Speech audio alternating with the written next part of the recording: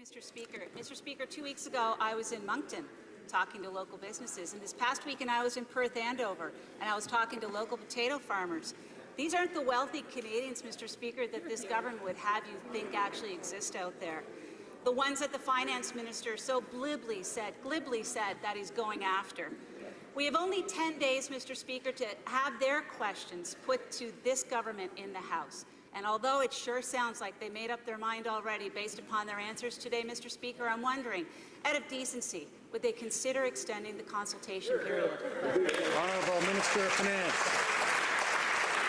Mr. Speaker, we made a promise to deal with a system that provides advantage for the wealthiest over the middle class. We've been working on this for the last 2 years. We reduced taxes on middle-class Canadians and raised them on the top 1%.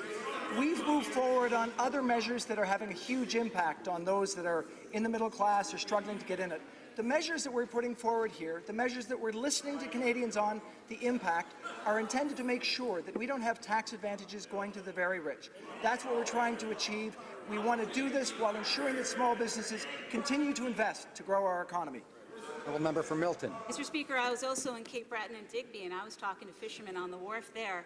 You know, fishers work hard, 14-hour days, and at the end of the season, all they want to do after they pay out their insurance, the repairs to their vessel, and maybe be able to pay their crew their full amount, they just hope that they have a little bit to put aside for their retirement, because we all know there's no pension in fishing.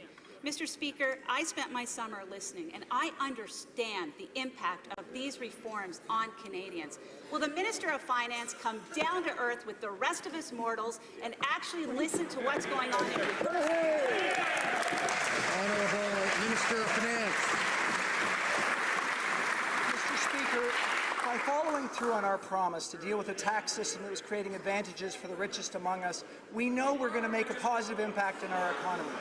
We are listening. I've been out, like the member opposite, across the country, listening to professionals, listening to fishers, listening to farmers, to hear about their issues. We're going to listen to those issues to make sure that the measures we put forward deal with what we're trying to do.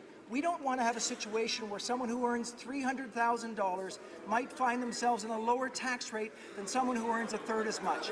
That's what we're trying to get at, and that's indeed what we will achieve.